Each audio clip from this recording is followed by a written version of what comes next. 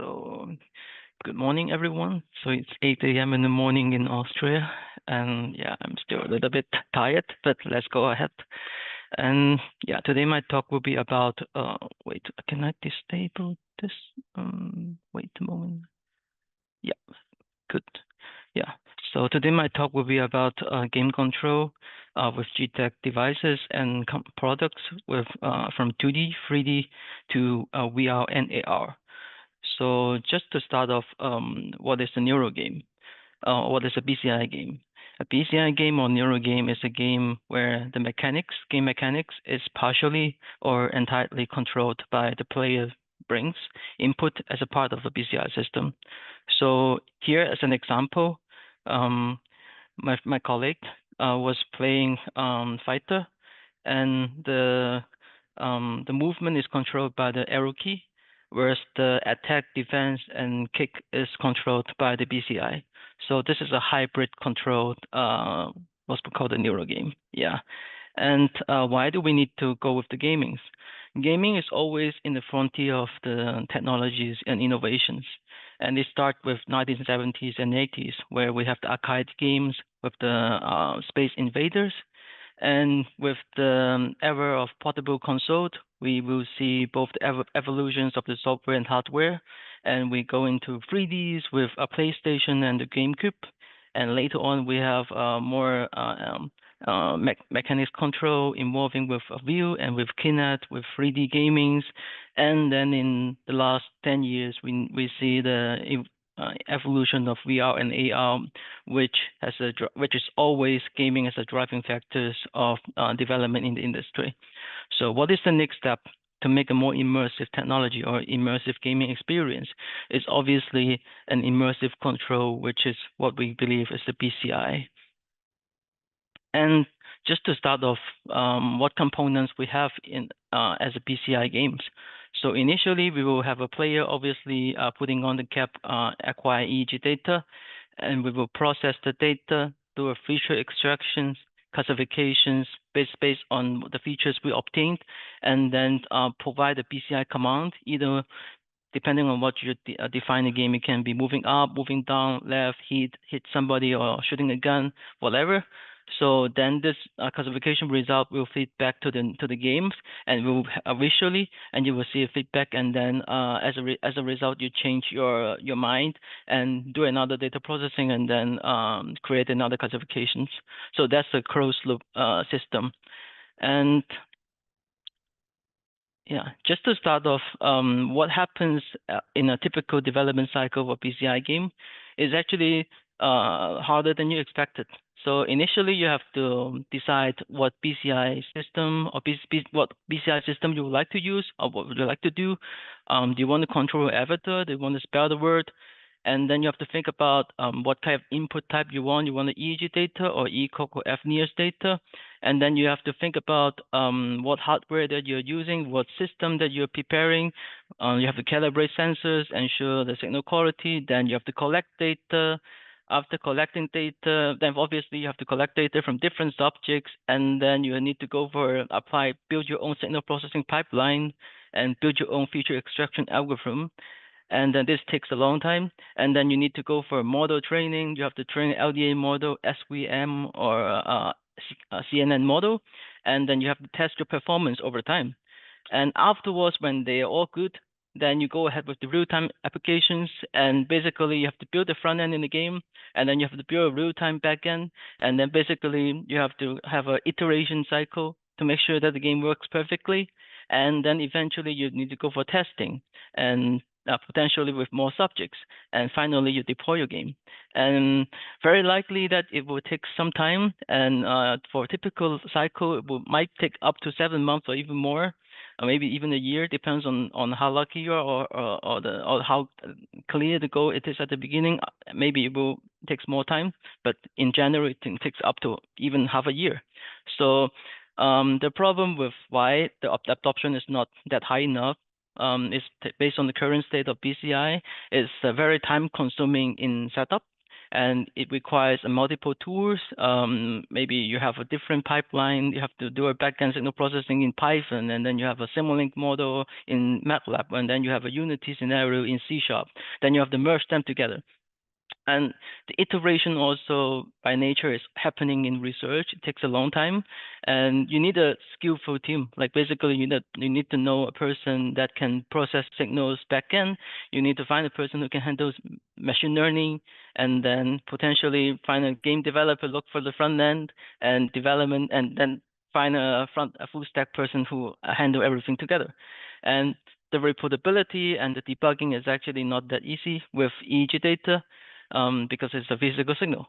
And what actually here we are providing, it's like we're providing a unified development platform, and it's using the well-researched PCI paradigms called, namely P300, ERP, and bandpower. And it's we also provide them plug and play Unity SDK for game development to resolve the skill gap, and we are providing a rapid development environment potentially with the game engine. And our goal is to make the BCI development as short as possible, potentially less than a month, but it really depends on how you build the game in the end. Yeah. So in g.tec, we have two different kind of branches of products. One is a control environment with g.tec HYSYS Simulink environment, the Mastermind game.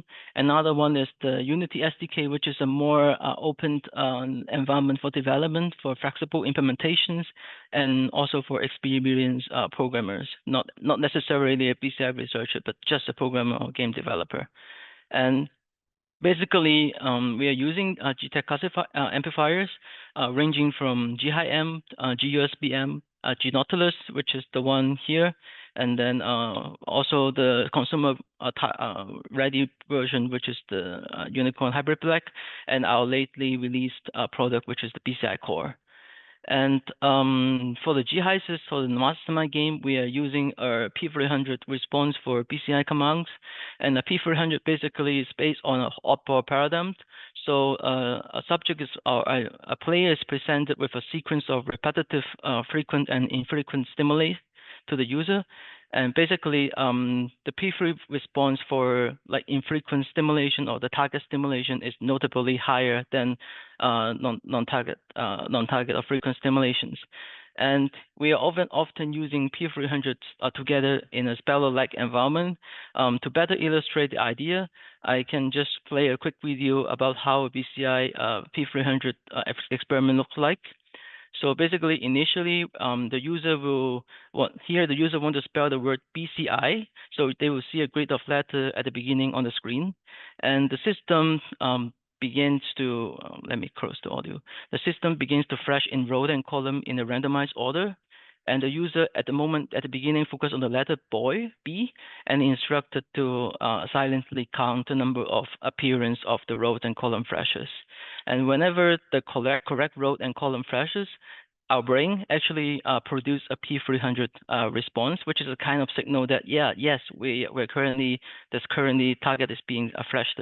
And by detecting which row and column is being caused with the P300 response, then we know that the corresponding character is being spelled or is being selected. In this case, it's the B and the C and the I.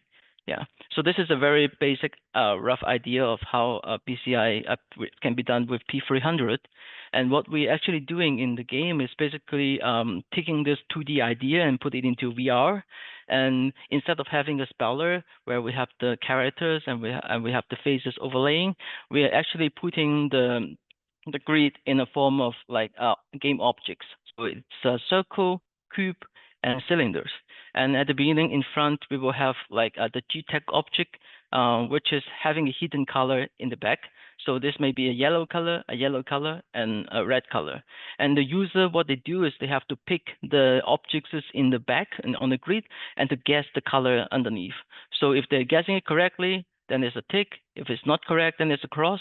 Then if the color is correct but it's in another object, then there's an arrow showing underneath. Yeah, so it's a very simple game just to adopt the P300 idea with the speller, but apply it in VR. And a typical training like this is the same, but a typical training trials will be presented at the beginning with a target object, and we can see row column flashes in a randomized order, and the user is instructed to count the number of flashes in rows and columns of the target, and at the moment it's the upper left. Yeah, and our system will actually record the EEG data for each flashes, whether they're target or non-target, and they will label the signals, which is used to be trained for a LDA classifier and recognize a P300 response. And here is like an example of result from our training. So basically, the green color line is the target, and the light blue color line is the non-target. And ideally speaking, if we're using 8 channels of data, we will very likely see a significant difference in 300 milliseconds later after the stimulus onset. So you see that for most of the channels, we see a higher peaks values of deflections after 300 milliseconds when the stimulus onset. So for most channels, and if they're significantly large enough, then we're able to identify whether the person is looking at a target or non-target. Yeah. And an example of how we're doing it in practice. Also, this is also myself, unfortunately. Yeah. And basically, what we do here is I'm looking at the cube in the red cube in the middle, but the color is actually in the cylinder. So basically, I'm doing incorrect selections per se. But then I'm still selecting. So the system is actually recording my P300 response and interpreting if I am selecting the correct objects or not. And then after like one first trial, then we will see that we will be able to have a BCI control, but then it's incorrect. But doesn't matter. But it's still a BCI control. It's just incorrect in the game mechanics, but not in the BCI. I'm still picking the correct object. Yeah. Yeah. And but from doing this, we can actually, with the help of VR, with cameras, we can actually make it a AR experience in together. And we're using the Oculus and the Set Mini camera, and here we can use a marker-based augmented reality support with the help of a Kun marker. Then we are able to overlay a real like object with an augmented view with stimulation patterns overlaying on top of the video render. Yeah. And by doing this, we can potentially control LEDs light with the simulation using the BCI control, where here in this case we are controlling different LEDs with different stimulations. Then we're able to toggle the on off of the switches, and we can also, for example, overlaying different game scenarios or environments with the markers. Then we're able to have different like games controls in around us. So this enhances the overall game like experience. Yeah. And just to say, we are also supporting developers with a more like kind of free, flexible implementation with the help of the Unity and with our Unicorn Unity SDK. And a typical, as I already described you, a typical development cycle, instead of going through all the steps yourself, we have already created the backend for you. And basically, you don't have to think about how a data is being processed, how the features are being extracted, and how we're doing the classification. And it's like a black box. And you, as a developer or as a game developers, just plug and play, and then just wear the cap, connect to a system, record the data, and we will handle everything for you. Yeah. So in our BCI Unity SDK, we have 2 versions of it. So the first type is the Unity ERP SDK, which is using the visual evoke potential. Here is a very simple idea of how what is the meaning of visual evoke potential. When we have a single stimulus pattern flickering showing to the participants, the neural response from the brain here we call the modulated event-related potential. When we have SSVP sequence, which is like a visual stimulation as a particular frequency, the cascading effect of the ERP response result into a stimulation pattern we call the SSVP. And if we have a modulated sequence, a pseudo-random binary code modulated sequence, and this pattern flash is recorded the code visual evoke potential, and that's the effect. And in our PCI ERP applications, we're mainly using the simplest one for robustness. So a typical procedure involves a training for our PCI Unity SDK. A training involves basically the step where we decide which unicorn we are connected to the computer. And then we have to check the signal quality with all the channels, if they're all good or not.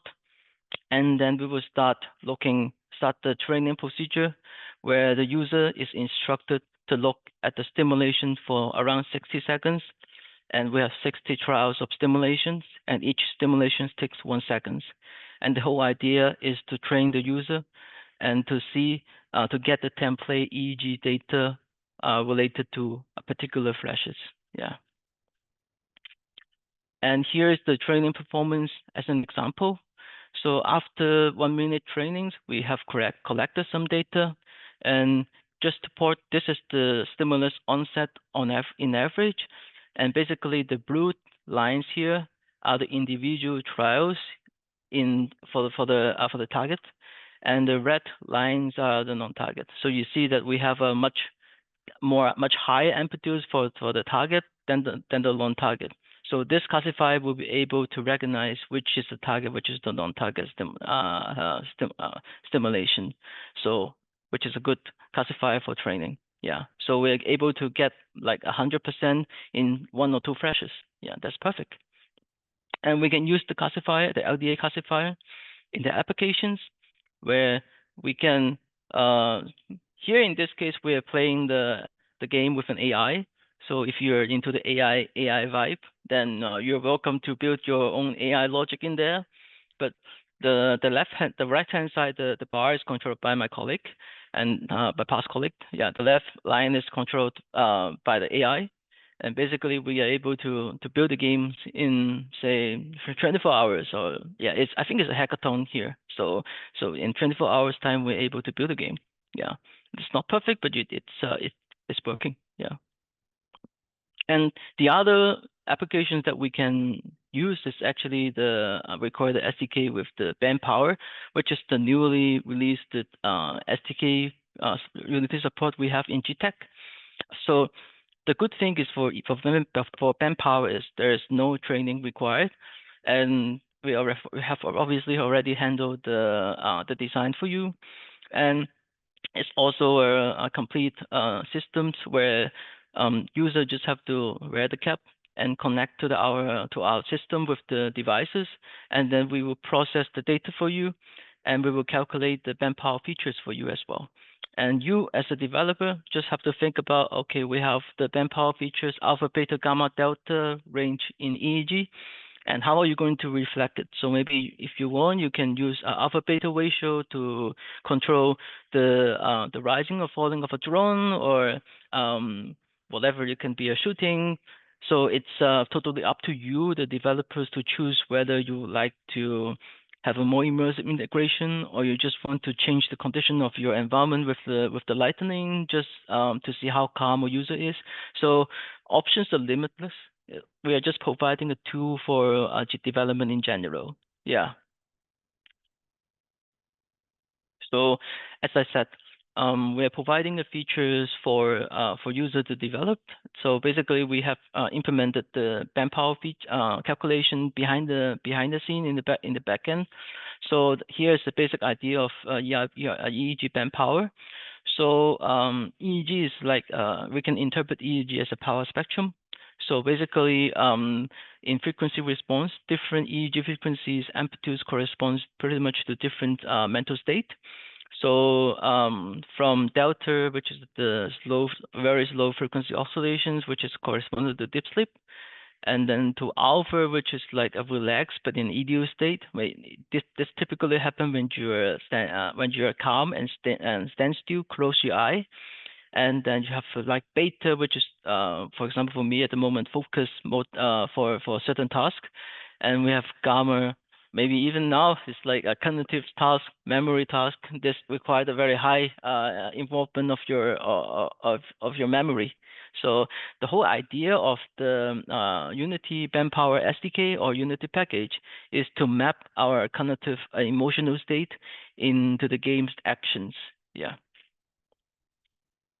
So this is one of some examples that we built in-house for demonstrations.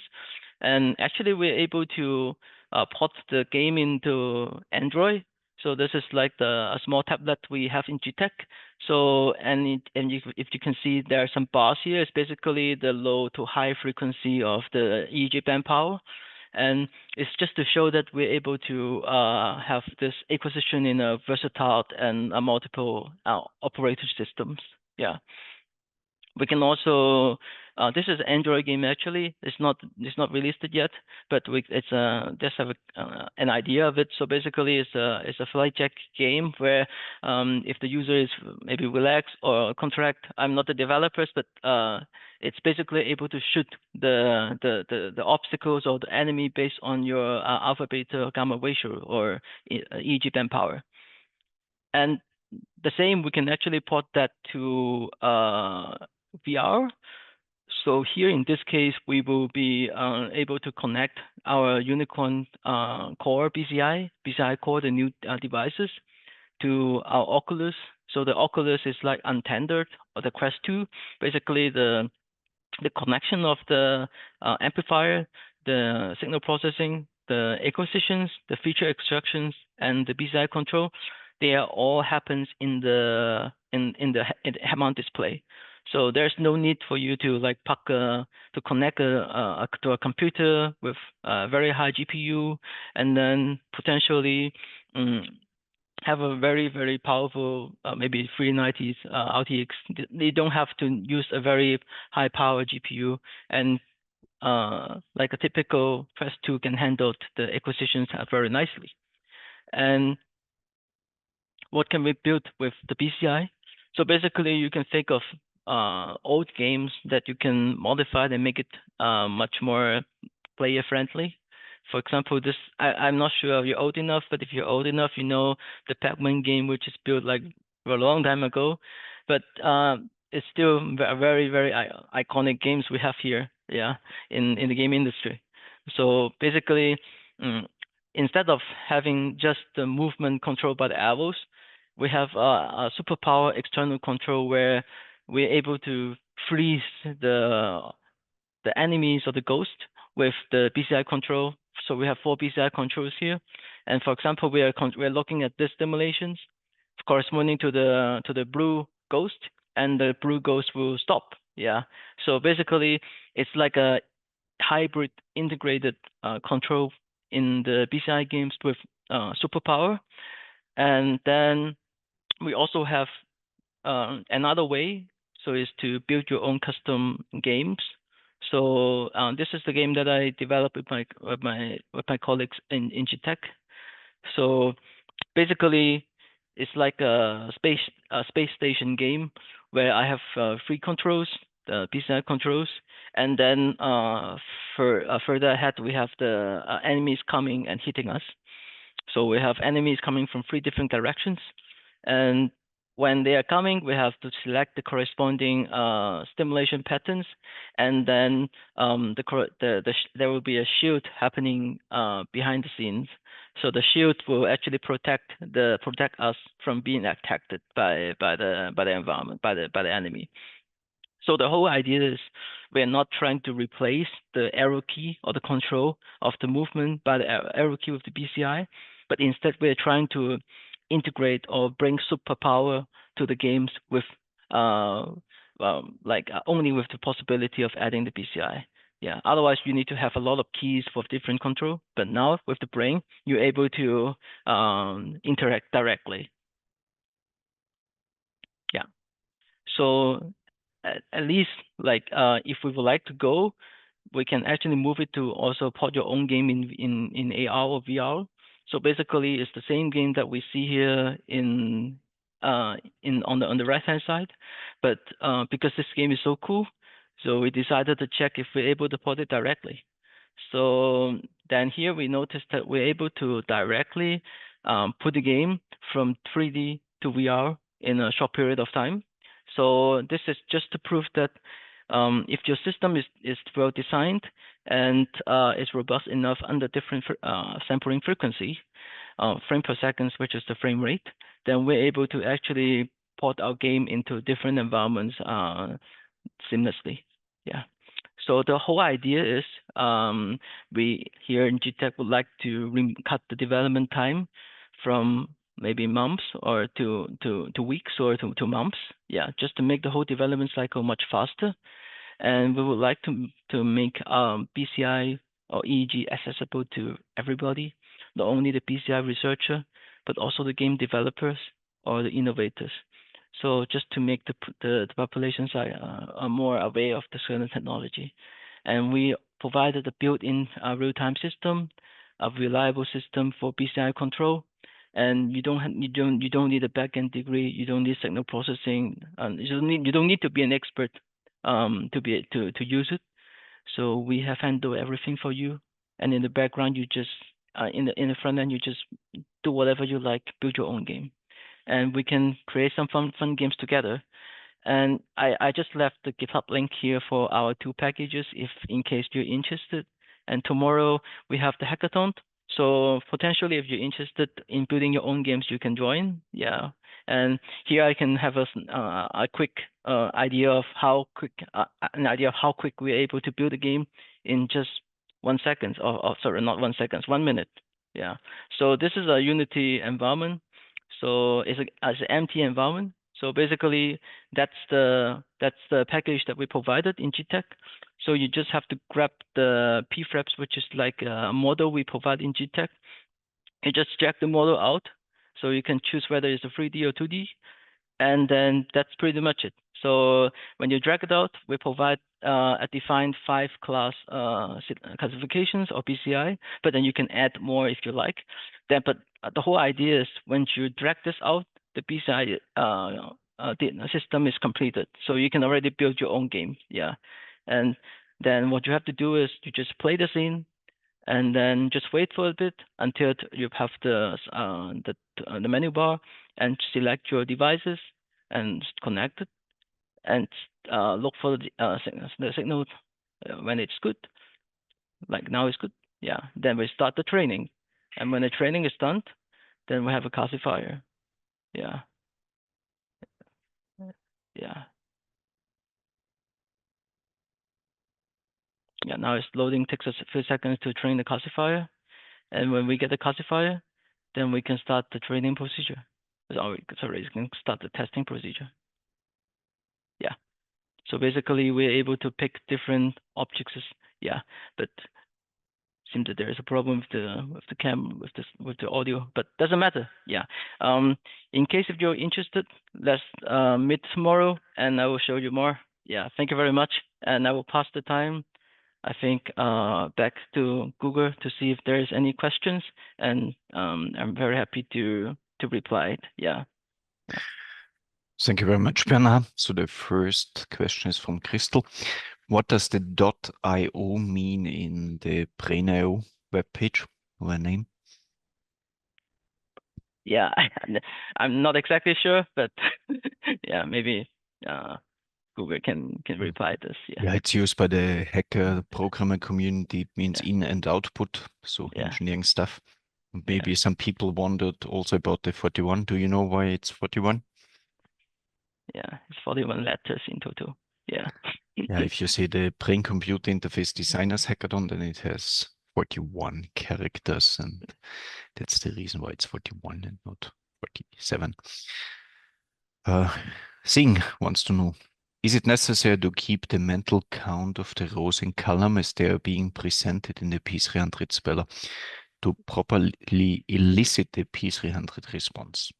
It's not like a must, but it's good to have a kind of a mental task to increase your awareness. So because you have a lot of simulation patterns showing at the same time, so having a mental count strengthen your level of focus over time. Yeah. So it's just for you to, as a technique, to stay focused. So if you know that you have a better way of stay focused, then go ahead. But in general, it's recommended to have build a mental counter in your mind while looking at the figuration of P300 because you have a lot of stimulation happening at the same time. Yeah. Yeah. That's correct. It just keeps your attention. So it's a little trick to keep your attention. And some people were asking during the years if they also can count in Russian language, for example. So it doesn't matter. You can count in Chinese, in whatever. It just keeps your attention. And if you have a more complicated environment around you, maybe you have built a game there, then obviously you need a much better way to keep focus. So mental counter is obviously a first way or maybe the best way, yeah, to keep your focus, yeah. You should count as quick as possible because it also produces a bigger P300 response. Actually, you get the biggest P300 response if your mother is shouting your name, but it's just very difficult to integrate in the PCI system, and nobody wants to have the mother shouting the name all the time. But you can also use familiar voices, for example, and then you get also bigger P300 than from people that you don't know. Abura wants to know, is it necessary to keep a mental... Oh, sorry. We had this already. Somebody's asking, will hardware acceleration or more powerful hardware be able to reduce the PCI latency and improve the classification accuracy? Yeah, I think the hardware acceleration is more on the game performance, but not the PCI performance. So the game basically what I'm saying is that maybe you have a much better computer or whatever, then you have maybe you even have a higher monitor refresh rate. Then the whole idea is the figurine stimulation can be represented with less latency or less jitter. So to some extent it helps, but if your system is robust enough, that if your PCI paradigm is robust, basically it should be able to handle a small jitter. But obviously, it's true that if you have a much better hardware, then you should be able to represent the stimulation in a much more precise order. But the whole idea of the BCI gaming is not to serve only certain populations, but more general, like everyday use. So we do not like design it in a way that you need to have like supercomputer to make it work. Yeah, but obviously the better computer you have, the better representation you have, then hence you can perceive a better BCI response. That's very likely happen. Yeah, yeah. It's also depending on the brain Yeah. computer interface paradigm that you're running for the P300 speller. It's a visual evoke potential, the P300 response. So this means your computer monitor must be good enough. Yeah. The refresh rate must be good enough. And maybe people have noticed as soon as we are connecting a projector, video projector, also Zoom, then the latency goes up. So the screens are not reacting so fast anymore. And this is something you have to control. And this is also what Martin and Bernard did in the Unity package. So these on-screen stimuli perfectly synchronized with the EEG, even if the latency goes up and down of the screen, and this is just boosting P300 accuracy and the spell accuracy dramatically. So if you don't care, and if you use, for example, an old screen, or you connect a video projector which is old, which slows down everything, then the performance drops immediately down.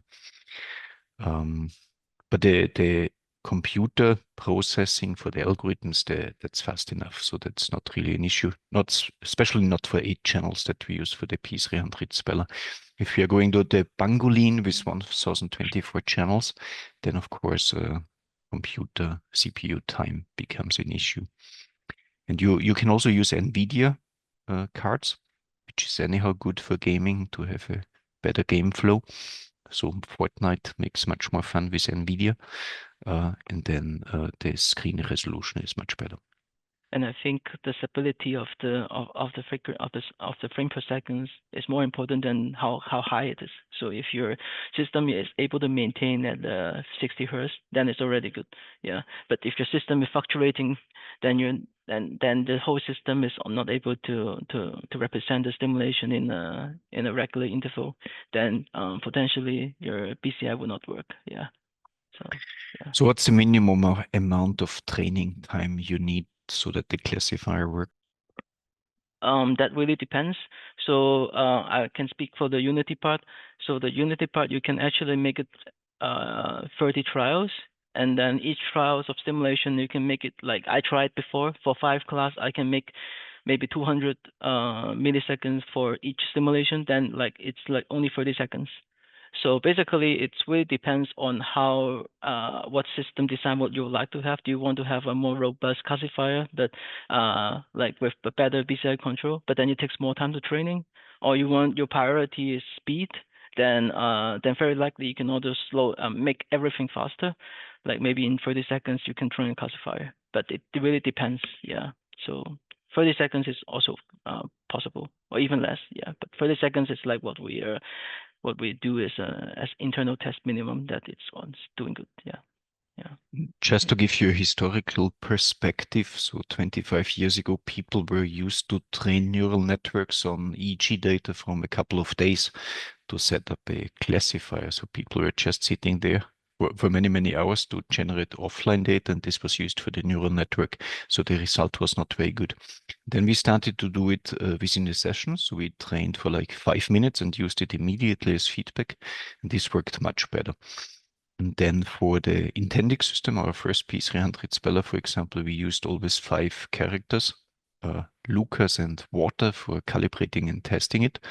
So it was about 5 minutes, a little bit less of training. And this was a very good compromise. But we did also a group study where we investigated how much training time do we need for optimal classification accuracy.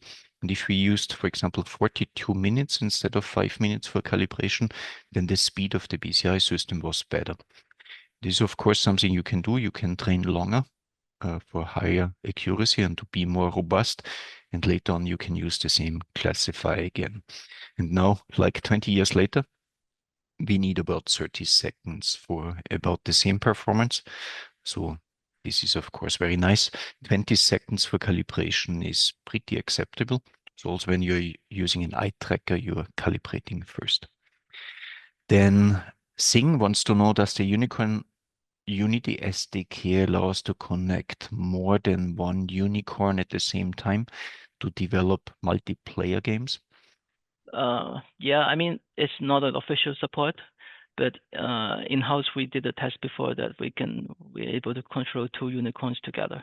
But at the current, like this required user to have a better understanding of how the system we designed in the SDK. But potentially speaking, you can control more than 2 devices together. Yeah, but it's not officially supported. Yeah, yeah, yeah, yeah, You can definitely use multiple computers with multiple devices yeah, connected and they just stream together. That's a kind of yeah. online game. Inside a room, you're reaching a bandwidth limit after a couple of unicorns. So you cannot have an infinite number of Bluetooth devices, of course, close to each other. Um, and also keep in mind computer keyboards, joysticks, and so on, they have a very high information transfer rate. So people are trained, for example, on typing on a computer keyboard with 10 fingers, and they are just very well suited for computer games. So you will not reach that with a brain-computer interface, but you can extract with the BCI something that you cannot get with the computer keyboard or with the joystick, and then suddenly it becomes a lot of fun. And Bernard showed, for example, this video with the obstacles in the way. So you can only destroy them mentally. This means you can only finish the game if you can master both the keyboard control and the BCI control, or you can also unhide hidden information like concentration, performance, emotions to go to the next step in the game. Or Blondie check, for example, is also using information where the user is not aware of it to extract the most important picture uh, from you. This is also something that you cannot do with an eye tracker or with a keyboard. You need a brain computer interface for doing that. Then Subashi Sydney wants to know, can you integrate maybe cognitive tasks like attention and memory tasks to make the virtual reality game better? Yeah, I mean, like we also had this kind of researchers in g.tec locally, but at the moment the current Unity SDK only supports the band power. So yeah, I mean we could try, but it's not officially a support for the moment. Yeah, but yep, if you're just talking about alpha beta ratio relaxations, that you could we could definitely have in and integrate in Unity for a game environment. Yeah. So yeah. And somebody's asking, can the Unicorn Band Power app share data for the mental state classification to another app via UDP? Or Well, yeah, I think for the moment, I think we can provide alpha, beta, gamma, like all the power matrices, and it's up to you whether you would like to send the data out in YUDP to another environment. So for the moment, I think for 250 hertz sampling rate, and I think the band power feature is calculated for in 10 hertz. So basically, you can stream the data out to for with a UDP to other system. But we have already integrated, which is the best system game engine in the world. So the Unity for ease of use. So we don't see a huge benefit of adding a UDP support. Yeah, but you can build a connections per se. Yeah. Madi is asking, can you use connectivity measures for BCI games as well? Connectivity measures. What I'm yeah. In this case, you are analyzing, connectivity between different brain regions. This is, of course, a strategy for controlling BCI systems. Just the training and the robustness of these connectivity measures is troublesome. So you can find connectivity measures in research studies, but for giving real-time feedback, it's much more difficult because it's fluctuating a lot, so you cannot really enhance or decrease connectivity measures on purpose. So it would be difficult, but of course, a nice research question. Somebody's asking, can we integrate a drone in the BCI control? Yeah, obviously. So basically, a drone, like for example, you can connect the BCI commands via UDP to a drone. So then you can use the BCI control to move the drone around. So why not? Yeah. So this is actually one of the applications people often use in if you have a drone in the hackathon, then people would like to try that out. So that's perfectly a good use case. Yeah. Soinik is asking, can we connect the unicorn to Touch Designer? Touch designer. Um, yeah, I mean, as long as there's a control via UDP or any way, so to connect the the un the environment to Unity, I think that's possible. Yeah, yeah, So we use in the Unity environment UDP and lab streaming layer messages.